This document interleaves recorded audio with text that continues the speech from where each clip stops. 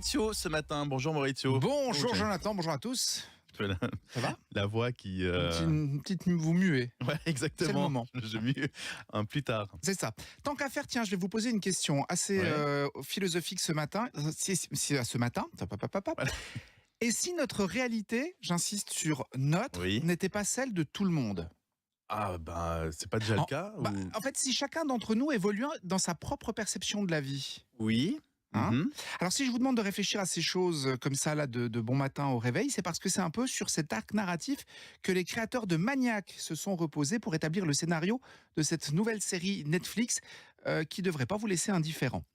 Au casting, il y a Emma Watson qu'on a vu notamment dans La La Land. Alors je cite La La Land parce que c'est l'un des derniers et celui où il y a eu le plus de remous. Il y a aussi Jonah Hill qu'on a aperçu entre autres dans Le Loup de Wall Street. Lui, il est méconnaissable, on lui a fait perdre beaucoup de poids. Ils incarnent Annie et Owen, deux jeunes gens qui ont du mal avec la société dans laquelle ils évoluent. Et justement, c'est un des points très très forts de Maniac qui nous plonge d'entrée de jeu dans son univers complètement à part, où on a du mal à dire à quelle époque ça se passe, voyez. D'accord.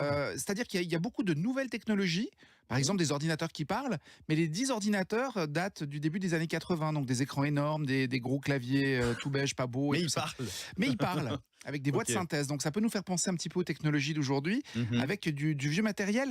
Il y a aussi la façon dont les gens sont habillés. Là, on a plutôt l'impression dans les années 70, mais certains éléments nous ramènent dans les années 90. Bref, on a du mal un petit peu à se situer, puis à dire côté K2000 ou non, parce que bon, K2000, ouais, non, mais K2000 c'était clairement pipeau et puis ça nous faisait bien rire à l'époque.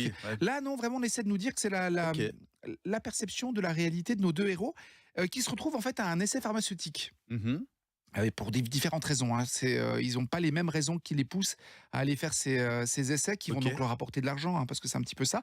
Et c'est là en fait que leurs mondes vont se confronter, leur réalité propre. Et franchement, on a du mal à dire lequel est le bon et lequel n'est pas la bonne réalité. Ça, c'est intéressant quand on ne sait pas dans... Il y a par exemple une statue de la vraie liberté. Ok. Voilà. Je vous laisse imaginer, vous êtes à New York, vous voyez où se trouve la statue. Elle n'est pas pareille. Et elle s'appelle la statue de la vraie liberté. Alors, est-ce que cette statue de la vraie liberté est la vraie réalité de Maniac, ou est-ce que c'est un des deux personnages qui l'imagine comme ça? Ok. Voyez où on en est? Oui, voilà. C'est poussé, alors, ça nous fait réfléchir ça. Est-ce que c'est la vraie réalité ou est-ce que c'est les médicaments qu'ils ont pris qui les font bugger? Bon, bref, dans les deux cas, il y a de l'absurde, beaucoup de mystères, c'est franchement bluffant, c'est stressant aussi parce qu'on ne sait pas, en fait, on ne sait pas si ce qu'on voit est la réalité de la série ou la réalité des personnages, ou est-ce qu'ils sont en train de... Bref, donc il y a un petit côté un peu stressant, on n'a pas forcément les réponses. Quand on les a, elles disparaissent très vite, donc on se dit, mais est-ce que réellement c'était la réponse ou est-ce qu'on a essayé de nous glisser quelque chose par là? C'est super flou.